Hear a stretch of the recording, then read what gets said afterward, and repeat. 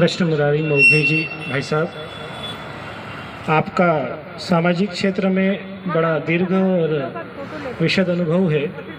आज इस मौके पे हमारे बीच में हमें मार्गदर्शन देने के लिए और हमारी यात्रा को एक प्रारंभ देने के लिए हमारे बीच में पधारे। मैं आपका हार्दिक स्वागत अभिनंदन करता हूं। साथ में हमारे बीच में गुप्ता मैडम भी हमेशा हमारे बीच में समय समय पे उपस्थित रहते हैं और हमारे अल्प आग्रह पे अल्प समय में हमारे बीच में उपस्थित रहते हैं। मैं उनका भी हार्दिक अभिनंदन करता हूं। साथियों, ये जो साइकिल यात्रा है, इस यात्रा के उद्देश्य के संदर्भ में मैं आपको थोड़ी सी जानकारी देना चाहता हूँ। आज़ादी के स्वर्ण जयंती के स्वर्ण महोत्सव के पूर्व संध्या पे आयोजित होने वाली ये साइकिल यात्रा वस्तुतः हमारी देश की आज़ादी के लिए प्राणोत्सर्ग करने वाले हमारे वीर स्वातंत्र्य वीर को नमन की दृष्टि से ये यात्रा का आयोजन किया गया है। इस यात्रा का एक सह उद्देश्य हमारे शहर को प्रदूषण से मुक्त करना भी है। हमारा शहर साइकिल शहर, इस आह्वान के साथ इस यात्रा का हम यहाँ से सूत्रपात कर रहे हैं। यह यात्रा बेटी बचाओ बेटी पढ़ाओ आंदोलन का संदेश लेके भी आयोजित की जा रही है। साथ ही यह यात्रा अखंड भारत के स्वप्न को और अखंड भारत के प्रतिष्ठान को पुनर्भव की दृष्टि से भी इस यात्रा का सूत्रपात किया जा रहा है। यह यात्रा पूरे प्रदेश में जन अभियान परिषद के माध्यम से जिला मुख्यालयों के अंदर आयोजित की जा रही है।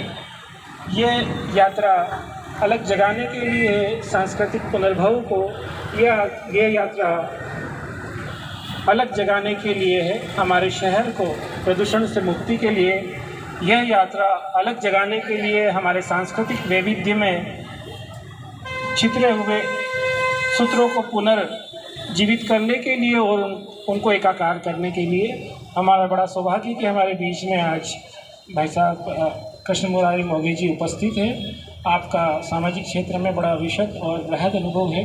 मैं ज़्यादा समय नहीं लेते हुए मैं सीधे ही आग्रह करूँगा, आप आएँ और इस यात्रा को मार्गदर्शन भी करिए और हमें स्नेहाशीष दीजिए। आदरणीय कृष्ण मुरारी मोघे जी।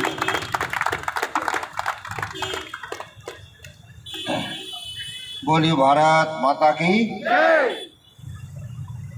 आज इस साइकिल यात्रा के शुभारंभ के अवसर के ऊपर हमारे बीच में उपस्थित श्री अमित जी, चंद्रकला जी, वीरेन जी, अन्य सब पदाधिकारीगण, यहाँ उपस्थित इस साइकिल रैली में भाग लेने वाले सभी भाइयों और बहनों, 15 अगस्त 1947 को हमारा देश स्वतंत्र हुआ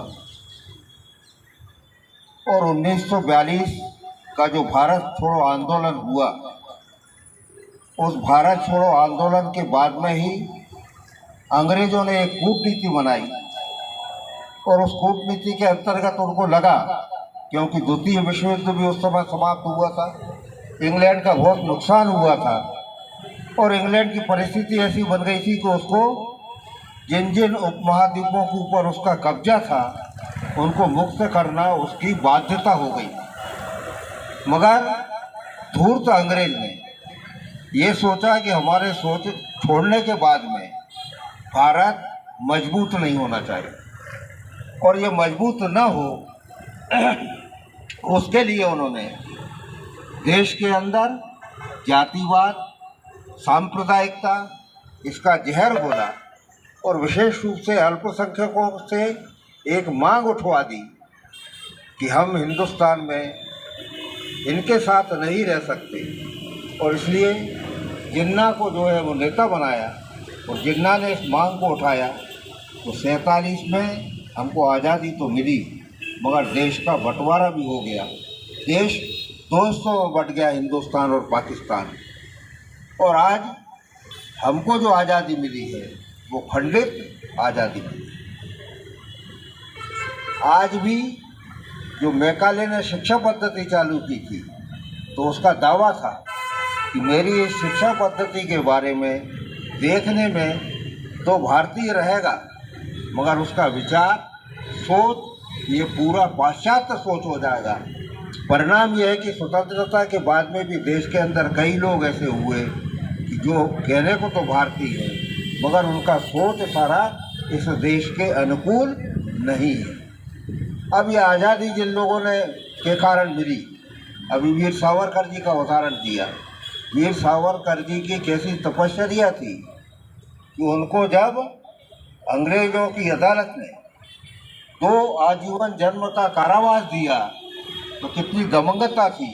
तो उन्होंने कहा कि 2 आजीवन कारावास की समयावधि में क्या भारत के ऊपर अंग्रेज़ों का राज्य रह पाएगा। और जिस पानी के जहाज़ से उनको अंडमान निकोबार भेजा गया, वहाँ जानबूझ के उनको ऐसी सीट दी गई क्योंकि पानी के जहाज़ में बहुत समय लगता था कि जहाँ शौचालय वगैरह थे, बदबू आती थी। उन्होंने कई बार आग्रह किया कि मेरी सीट बदल दी जाए मगर उन दुष्ट लोगों ने सीट को नहीं बदला। बैरिस्टर थे, कवि थे, इतिहासकार थे, बहुत विद्वान थे और अंडमान की जेल में हर कैदी से काम लिया जाता था।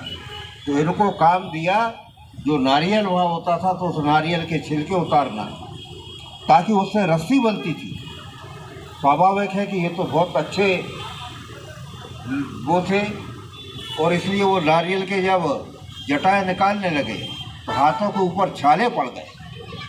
बारी करके वहाँ पे जेलर था, उस जेलर से जब इन्होंने कहा कि मेरे को ऐसा कोई काम दो लिखा पढ़ी का, ये तुमने कौन सा काम दिया, तो उसने कहा कोई दिक्कत नहीं, ये धीरे धीरे हाथ तुम्हारे मजबूत हो जाएंगे और ये जो अभी छाले पड़ रहे हैं ये अपने आप समाप्त हो जाएंगे। इतने ही कष्ट के साथ में अंडमान निकोबार की जेल के अंदर उनको अपना जीवन काटना पड़ा। ऐसे लाखों लोग, और ये केवल कुछ लोग नहीं, तो बिल्कुल गरीब तबके से लगा के हर तबके ने ये आज़ादी की लड़ाई के अंदर भाग लिया, संघर्ष किया। उसका परिणाम है कि आज हम स्वतंत्र हैं। मगर ये स्वतंत्रता जिन लोगों ने दिलाई, जिन्होंने देश के लिए बलिदान दे दिया, क्या उन्होंने ये दिन देखने के लिए बलिदान दिया? तो आखिरकार वो संपन्न, प्रतिष्ठित, वैभवशाली ये राष्ट्र देखना चाहते हैं। मगर आज ही जैसा मैंने कहा कि अंग्रेजी सोच के अनेक लोग हैं देश के अंदर। इस प्रकार की तमाम गतिविधियां चल रही हैं जो इस देश के लिए घातक हैं। अभी आपने कुछ दिन पहले सुना होगा कि दिल्ली के जवाहरलाल नेहरू विश्वविद्यालय में कुछ लोगों ने नारे लगाए, और नारे क्या लगाए कि भारत तेरे टुकड़े होंगे इंशाअल्लाह इंशाअल्लाह। ऐसे लोगों को जो लोग संरक्षण दे रहे हैं, आखिरकार इनके बारे में क्या कहें। और इसलिए इस राष्ट्रभक्ति का जज्बा ये प्रत्येक व्यक्ति के अंदर, प्रत्येक नागरिक के अंदर पैदा करना हम सब लोगों का कर्तव्य है। और ये अगर होगा तो देश मजबूत होगा, संपन्न होगा और देश का दुनिया के अंदर नाम होगा। सरकार काम करती है मगर सरकार के पीछे जनता का जनबल होना बहुत ज़रूरी रहता है। आज जो ये सारी समस्याएं हैं, मेरे को प्रसन्नता है कि जन अभियान परिषद ने कुछ इसमें से काम दिए हैं, मगर मैं उस बात को मानने वाला हूँ, कहा जाता है कि चैरिटी बिगिंस एट होम। हम जिस चीज़ का उपदेश दे रहे हैं, जिस चीज़ को कह रहे हैं, उसको अपने से शुरुआत करना। और इसलिए अगर पर्यावरण को ठीक करना है, आप देखें वर्षा कितनी अनिश्चित हो गई। गर्मी, जो मालवा की धरती कहा जाता था कि मालव धरती गहन गंभीर पग पग रोटी डगडगी, वहाँ 600-700 फीट नीचे जल स्तर पहुँच गया। वृक्ष कट रहे हैं मगर उनको लगाने की कोई चिंता नहीं करता। मैं तो इतना ही निवेदन करूंगा कि आज ये आज़ादी के जश्न के समय, अमृत महोत्सव के समय हम लोग संकल्प लें कि मैं कम से कम एक पेड़ लगाऊंगा, उस पेड़ को मैं जिंदा रखूंगा। अगर अपने घर के आसपास जगह है तो वहाँ लगाएं, कहीं दूरी के ऊपर है तो वहाँ लगाएं। घर के आसपास लगाने में फ़ायदा ये है कि अगर हमने एक पेड़ लगाया और रोज एक लोटा भी पानी दे दिया तो पेड़ जिंदा रहेगा। और एक पेड़ जिंदा रहने का मतलब वो कितने लोगों को ऑक्सीजन देता है। अभी अपन ने कोविड के अंदर देख लिया ऑक्सीजन की क्या मारामारी थी, क्योंकि जो पेड़ ऑक्सीजन देते हैं हम उसको ख़त्म करते जा रहे हैं, उसको लगाने की कोई चिंता नहीं। तो इसलिए आज हम संकल्प लें कि मैं एक पेड़ जरूर